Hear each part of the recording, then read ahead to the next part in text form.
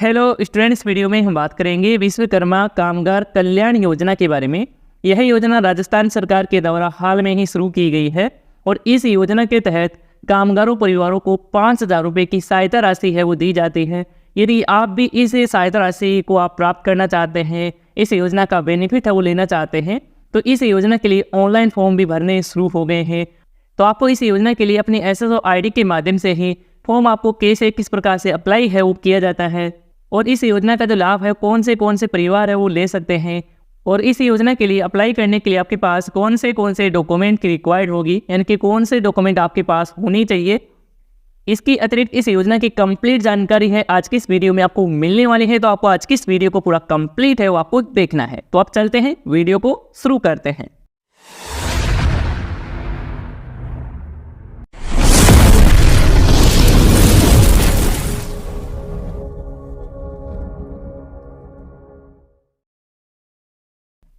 Student, Vishwakarma कामगार कल्याण योजना की complete जानकारी जानने से पहले इस योजना के लिए अप्लाई करने का जो प्रोसेस है वो हम जान लेते हैं कि इस योजना के लिए फॉर्म है वो अपनी SSO ID के माध्यम से कैसे किस प्रकार से आप भर सकते हैं।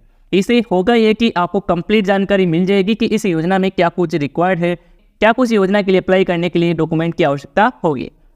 तो बात करते हैं कि आपको इस योजना के लिए फॉर्म आपको कैसे भरना है।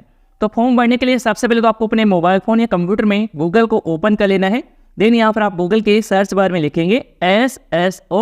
तो जैसे ही यहाँ पर आप SSO आप लिखकर सर्च करते हैं तो सर्च रिजल्ट में सबसे ऊपर ही आपको राजस्थान सिंगल साइन इन यानी कि SSO पोर्टल का जो लिंक है फर्स्ट में ही यहाँ पर आपको देखने को मिल जाता है। तो आपको इसी पर आपको क्लिक करना है। तो क्लिक करेंगे तो इस तरह से आपके सामने SSO पोर्टल है वो ओपन हो जाता है। तो इस SSO पोर्टल में यदि आपने अपना रजिस्ट्रेशन कंप्लीट किया हुआ है तो इसमें यहाँ पर आपको अपना यूजर नेम और पासवर्ड डालकर आपको लॉगिन है वो कर लेना है। और यदि आपने इस SSO पोर्टल में रजिस्ट्रेशन तो किया हुआ है ऑलरेडी, लेकिन आपके पास लॉगिन करने के लिए यूजर नेम है और पासवर्ड नहीं है, तो आप अपना यूजर नेम है और पासवर्ड कैसे किस प्रकार से आप फिर से रीसेट कर सकते हैं, आप फॉरगेट कर सकते हैं। इसके अलावा यदि आपने SSO ID का जो प्रोफाइल सेटअप है वो नहीं कर रखा है तो वो कैसे किस प्रकार से करेंगे, तो इन सभी वीडियो का लिंक है इस वीडियो के नीचे डिस्क्रिप्शन पार्ट में आपको मिल जाएगा और आपको जो भी SSO ID से रिलेटेड समस्या आती है उस समस्या को आप दूर कर सकते हैं। तो मेन फटाफट से मैं यहाँ पर यूजर नेम और पासवर्ड डालकर लॉगिन है वो कर लेता हूँ। इसके बाद में स्टूडेंट आप SSO पोर्टल में सक्सेसफुली आप लॉगिन हो जाएंगे और यहाँ पर आपके सामने काफ़ी सारे सर्विसेज की एप्लीकेशन है वो नजर आएगी। तो इन सभी एप्लीकेशन में से आपको विश्वकर्मा कामगार कल्याण योजना की जो ऐप है वो आपको फाइंड करना है। तो फाइंड करने के लिए यहाँ पर आपको सर्च बार है वो दिया गया है, तो इस पर आप क्लिक करके विश्वकर्मा कामगार कल्याण योजना है वो आप लिखेंगे तो आपको एप्लीकेशन वो इस तरह से आपको फर्स्ट में ही देखने को मिल जाएगी। और यदि आपको केस में होता है कि SSO पोर्टल पर उपलब्ध सभी एप्लीकेशन वो नज़र नहीं आते हैं और इस तरह से देखने को मिलता है, तो यहाँ पर आपको अदर ऐप का जो लिंक है वो दिया गया है या फिर आप क्लियर रिसेंट ऐप पर भी क्लिक कर सकते हैं। तो मैं यहाँ पर इनमें से एक पर क्लिक कर लेता हूँ। तो आपके SSO पोर्टल पर उपलब्ध सभी एप्लीकेशन वो इस तरह से नजर आ जाएंगे और इस तरह से भी आप विश्वकर्मा कामगार कल्याण योजना की जो एप्लीकेशन है को आप फाइंड कर सकते हैं। तो हमारे केस में ऊपर ही है क्योंकि मैंने यहाँ पर रिसेंट में ही इस एप्लीकेशन को ओपन किया है, तो हमारे सामने ऊपर यहाँ पर आ चुकी है। तो मैं इसी पर क्लिक कर लेता हूँ। इसके बाद में इस तरह से आपके सामने विश्वकर्मा कामगार कल्याण योजना का जो पोर्टल है वो ओपन हो जाता है। तो इस पोर्टल के माध्यम से ही आपको इस योजना के लिए फॉर्म अप्लाई करना होगा। तो फॉर्म अप्लाई करने के लिए यहाँ पर आप देख सकते हैं सर्विसेज है वो देखने को मिल रही है और आप नीचे की तरफ आएंगे तो यहाँ पर आप देख सकते हैं आपको योजना का नाम देखने को मिल रहा है और यहाँ पर देख सकते हैं कि ये जो टूल किट योजना है और इस योजना के लिए फॉर्म अप्लाई करने के लिए आपको इसी पर आपको क्लिक कर देना होगा। इसके बाद में इस तरह से आपके सामने नेक्स्ट पेज ओपन हो जाएगा और यहाँ पर आपको योजना के लिए आवेदन करने के लिए लिंक है वो दिया गया है, तो आप इस पर क्लिक करके अपना आवेदन करेंगे। और इससे पहले यहाँ पर आप देख सकते हैं कि आप अपना ऑनलाइन आवेदन कर देते हैं तो इसका स्टेटस यहाँ पर आपको देखने को मिल जाएगा, यहाँ पर आपको लिस्ट आपको देखने को मिल जाएगी। तो यहाँ से आप स्टेटस भी आप इस योजना का चेक कर पाएंगे। तो मैं यहाँ पर इस योजना के लिए पहले आवेदन करने वाला हूँ, तो मैं यहाँ पर इसी पर क्लिक कर लेता हूँ। इसके बाद में योजना के लिए आवेदन करने के लिए फर्स्ट स्टेज ओपन होता है। इसमें यहाँ पर आपको अपनी फैमिली का जो जन आधार कार्ड नंबर है वो आपसे मांगा जा रहा है, तो यहाँ पर अपने जन आधार कार्ड में देखकर जन आधार कार्ड नंबर है वो यहाँ पर दर्ज कर देंगे। इसके बाद में आपको सर्च वाले बटन पर आपको क्लिक कर देना है। इसके बाद में आपके जन आधार कार्ड के अकॉर्डिंग आपके जन आधार कार्ड में जितने भी फैमिली मेम्बर है उन सभी के जो नाम है वो यहाँ पर आपको देखने को मिल जाते हैं। और यहाँ पर आप देख सकते हैं कि जिस व्यक्ति की 40 वर्ष से अधिक उम्र हो गई है उस व्यक्ति का इस योजना के लिए फॉर्म अप्लाई है वो नहीं किया जा सकता है, वो पात्र है वो नहीं है, और यहाँ पर भी देखने को मिल रहा है। और जिस मेंबर की 40 वर्ष से उम्र कम है उनके यहाँ पर फॉर्म अप्लाई है वो आप कर सकते हैं। तो मैं यहाँ पर सेलेक्ट है वो कर लेता हूँ अपने अकॉर्डिंग जिसके लिए आप आवेदन करना चाहते हैं। इसके बाद आपको नीचे की तरफ यहाँ पर आपको OTP भेजे, यहाँ पर आपको एक बटन दिखाई दे रहा है, इस पर आप क्लिक करेंगे। इसके बाद में आपके जन आधार कार्ड के साथ रजिस्टर्ड मोबाइल नंबर पर एक OTP है वो भेजा जाएगा। वह जो OTP है इसमें यहाँ पर आपको दर्ज करना है। इसके बाद वो OTP सत्यापित क्रिएट, इस पर आप क्लिक कर देंगे। इसके बाद में स्टूडेंट इस तरह से आपके सामने इस योजना का आवेदन फॉर्म है ओपन हो जाएगा और यहाँ पर आपको सबसे पहले आवेदक का जो विवरण है, डिटेल्स है, वो यहाँ पर आपको नजर आएगी। ये जो जानकारी है आपके जन आधार कार्ड से ऑटोमेटिकली फेच है वो कर ली जाती है, जैसे कि यहाँ पर आपकी फोटो भी आ चुकी है अपने जन आधार कार्ड से और नाम वगैरह की डिटेल्स भी यहाँ पर ऑटोमेटिकली फेच है वो कर ली गई है। लेकिन जिस भी जानकारी की इसमें कमी रहती है तो आपको अपने जन आधार कार्ड को अपडेट है वो करना होगा, या फिर इसमें किसी भी जानकारी में मिसमैच है, कोई गड़बड़ी है, तो उसमें सुधार करने के लिए भी आपको अपने जन आधार कार्ड को ये अपडेट है वो आपको करना होगा। उस वीडियो का लिंक इस वीडियो के नीचे डिस्क्रिप्शन पार्ट में आपको मिल जाएगा, चाहे तो आप उस वीडियो को देख सकते हैं और अपने द्वारा ही आप अपने जन आधार कार्ड को अपडेट कर सकते हैं।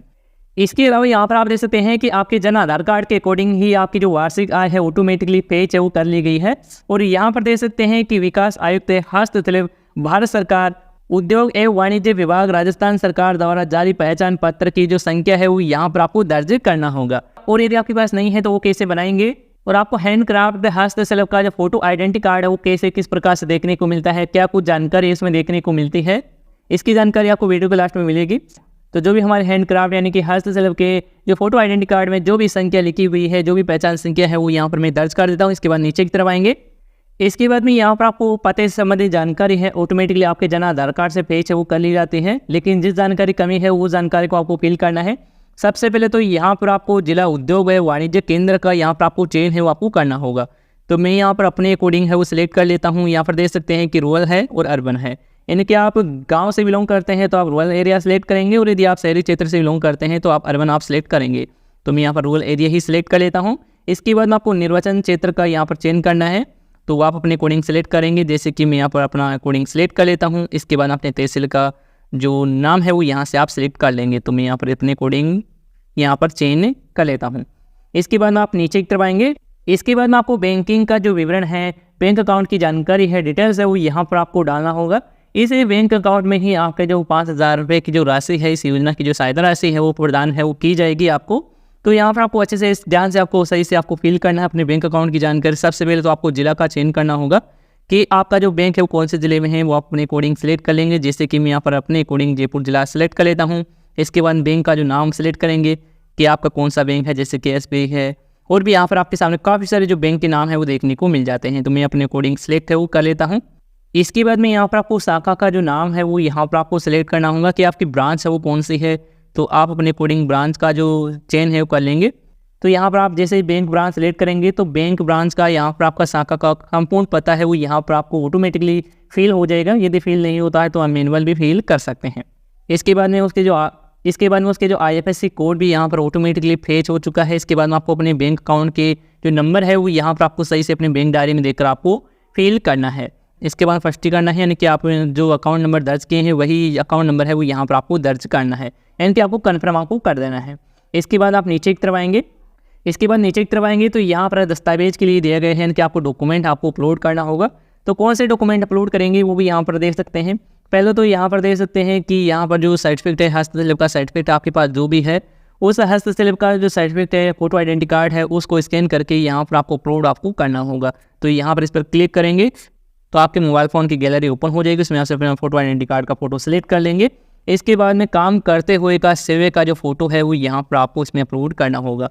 तो आप जो भी आप काम कर रहे हैं हस्तशिल्प का, उस काम कर रहे हैं उस समय आपको एक फ़ोटो आपको लेनी है, और फोटो में आप भी होने चाहिए, जो भी आवेदक है वो भी होना चाहिए, और जो भी कार्य है वो कर रहा है उस कार्य की भी फ़ोटो होनी चाहिए। तो वो फ़ोटो भी आप क्लिक कर लेंगे। इसके बाद में इसे अपलोड आपको करना होगा।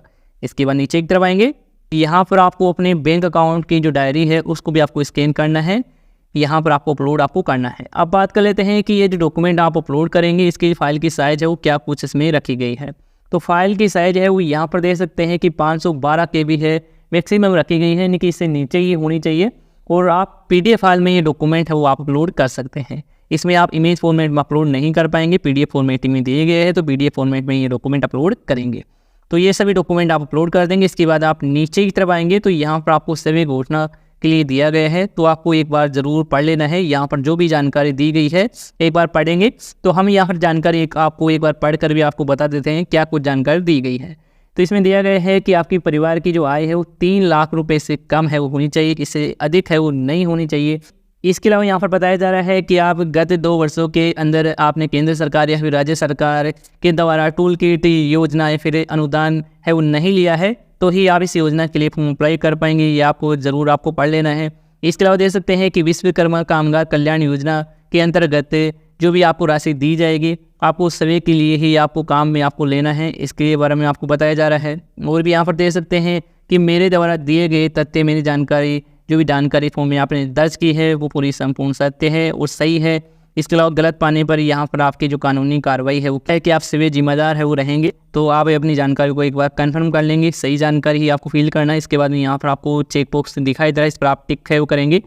इसके बाद आप नीचे की तरफ आएंगे तो यहाँ पर आपको सबमिट वाले बटन है वो दिखाई देगा, तो आप इस पर क्लिक करते ही आपका फॉर्म है वो सबमिट हो जाएगा। फॉर्म सबमिट होते ही आपको कैसे दिखेगा वो भी हम आपको बता देते हैं। तो जैसे आपका फॉर्म सबमिट होगा तो आपको इसी पोर्टल के डैशबोर्ड पर ही आपको देखने को मिल जाएगा और यहाँ पर आपको सारी जानकारी है वो मिल जाएगी। आवेदन संख्या है, आवेदक का नाम है, पिता का नाम, फादर का नाम है, मोबाइल नंबर है, जन्म तिथि है, स्थान है, पंजीकरण यहाँ पर आपको दिनांक है, पंजीकरण करता है वो यहाँ पर देखने को मिल जाएगा। और यहाँ पर आपको स्टेटस आपको मिलेगा कि आपका फॉर्म है वो कहाँ पर पेंडिंग है, किस लेवल पर पेंडिंग है, कब तक आपका पेमेंट आएगा, सारी कुछ जानकारी है वो यहाँ पर देख सकते हैं। और एक्शन का भी यहाँ पर आपको इसमें दिया जा रहा है। यदि फॉर्म में किसी प्रकार की कमी बताई जाती है तो उसको आप क्लियर कर पाएंगे, यानी कि आप उसमें कमी को सुधार भी आप कर पाएंगे। तो इस तरह से स्टूडेंट आप अपने फैमिली के किसी भी मेंबर के लिए आप विश्वकर्मा कामगार कल्याण योजना के लिए ऑनलाइन फॉर्म आप अपने SSO ID के माध्यम से आप कर सकते हैं। इसके अलावा बाकी जो जानकारी है इस योजना की वो भी हम जान लेते हैं। तो इसके रिगार्डिंग ये जो नोटिफिकेशन है वो जारी किया गया है, तो इस नोटिफिकेशन में क्या कुछ जानकारी है वो दी गई है, सारी कुछ मैं आपको बताने वाला हूँ। तो यहाँ पर देख सकते हैं कि ये जो योजना का नाम है विश्वकर्मा कामगार कल्याण योजना है। इस योजना के अंतर्गत कामगारों परिवारों के खातों में सहायता राशि प्रदान की जाती है और इस योजना का SSO ID के माध्यम से आवेदन कर सकते हैं। इसकी जानकारी मैं आपको पहले ही आपको दे दिया हूँ। और यहाँ पर देख सकते हैं कि इसके जो ऑनलाइन आवेदन है और ये योजना है वो 4 सितंबर से वो शुरू है वो की गई है, यहाँ पर आप देख सकते हैं। और ये जो योजना है वो राजस्थान सरकार के द्वारा ही चलाई जाती है, राज्य सरकार के द्वारा ही चलाई जाती है। और इस योजना के अंतर्गत यहाँ पर देख सकते हैं कि किसी आप उद्योग में कार्य करते हैं या फिर आप वाणिज्य विज्ञान या फिर जिला उद्योग या फिर वाणिज्य केंद्र या फिर अजमेर एवं विकास आयुक्त या फिर हस्तशिल्प, यानी कि आप अपने हाथों के द्वारा किसी भी वस्तु का आप निर्माण करते हैं, जैसे कि आप एक कुम्हार हैं या फिर आप मूर्ति बनाते हैं या फिर आप कोई चमड़े का काम करते हैं या फिर आप पेंटर हैं या पेंटिंग करते हैं। तो जो भी आप हस्तशिल्प यानी कि हैंडक्राफ्ट का आप जो भी कार्य करते हैं उसको आगे बढ़ाने के लिए सरकार आपको कुछ 5,000 रुपये की सहायता राशि वो प्रदान है वो करती है। तो यदि आपके पास हस्तशिल्प या फिर इनमें से आपका कोई सर्टिफिकेट नहीं है या फिर आपके पास फोटो आइडेंटिटी कार्ड नहीं है और आप काम करते हैं तो आप अपने अकॉर्डिंग, आप ज़िले के अकॉर्डिंग आप यहाँ पर जाकर उसमें बनवा सकते हैं। इसमें ज़्यादा लंबा प्रोसेस है वो नहीं होता है और कैसा दिखेगा वो भी हम बताएंगे। इससे पहले हम जान लेते हैं कि ये क्या कुछ और इसमें दिया गया है। तो देख सकते हैं कि इस योजना के तहत आपको जो भी आप कार्य करते हैं उसमें आधुनिक किट व आधुनिक उपकरण कर्म करने में सहायता राशि है वो यहाँ पर दी जाती है, यानी कि आप जो भी नया सामान लाना चाहते हैं या फिर नए उपकरण खरीदना चाहते हैं इसके लिए यहाँ पर आपको सहायता राशि प्रदान की जाती है। तो जो अब बात करें कि इस योजना के लिए कौन कौन अप्लाई है वो कर सकता है, कौन कौन फॉर्म है वो भर सकता है।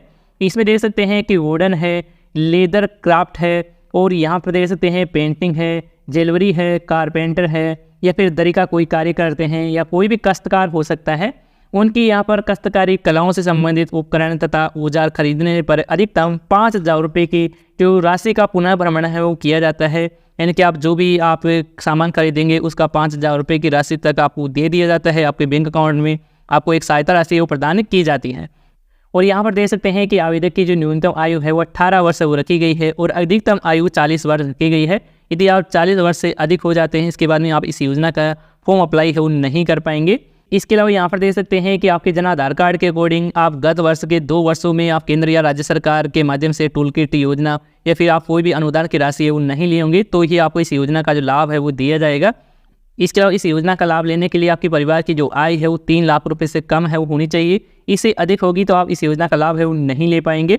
और यहाँ पर देख सकते हैं कि आवेदक को आधुनिक किट व आधुनिक उपकरण क्रय करने में सहायता और पुनर्भरण राशि प्रदान करने के लिए SSO ID पर विश्वकर्मा कामगार कल्याण योजना पोर्टल पर जाकर आवेदन है वो करना होगा। आवेदन का आपको कैसे किस प्रकार से करना होगा, क्या दस्तावेज जरूरी होगा, सारी कुछ आपको कंप्लीट जानकारी है वो आपको मैंने आपको दे दी है। तो यदि आप फॉर्म भरना चाहते हैं अपने परिवार में किसी फैमिली मेम्बर का तो आप भर सकते हैं।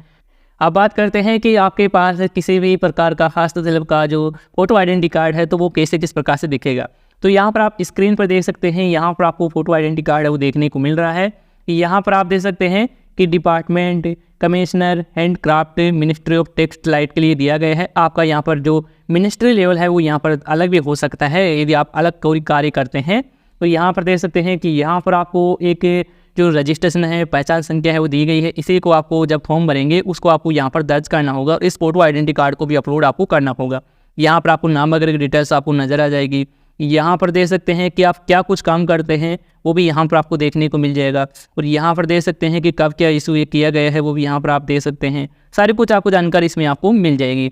तो इस तरह से आपके पास फोटो आइडेंटिटी कार्ड है, हस्तशिल्प का कार्ड है, हैंडक्राफ्ट सर्टिफिकेट, तो आप अपना ऑनलाइन आवेदन है वो कर सकते हैं। और यदि नहीं है तो आप इसे बनवा सकते हैं। इसको आपको कैसे किस प्रकार से आपको बनवाना होता है इसकी भी जानकारी आपको चाहिए तो आप हमें कमेंट में आप बता सकते हैं। यदि आपके अत्यधिक कमेंट आएंगे तो आपको इस की वीडियो आपको मिल जाएगी इसी चैनल पर। तो स्टूडेंट, आपको इस योजना के लिए फॉर्म अप्लाई करने में किसी प्रकार की समस्या आती है, कोई एरर है वो देखने को मिलता है, तो आप हमें कमेंट करके आप बता सकते हैं। तो स्टूडेंट, आज की वीडियो की जानकारी पसंद आई है तो इस वीडियो को लाइक कर दीजिएगा। चैनल पर यदि नए हैं तो चैनल को सब्सक्राइब करके नोटिफिकेशन बेल आप जरूर दबा लीजिएगा। तो इस वीडियो में अभी के लिए इतना ही, और यदि आपको इसी से रिलेटेड कोई सवाल है, सुझाव है तो आप हमें कमेंट में बता सकते हैं। धन्यवाद दोस्तों।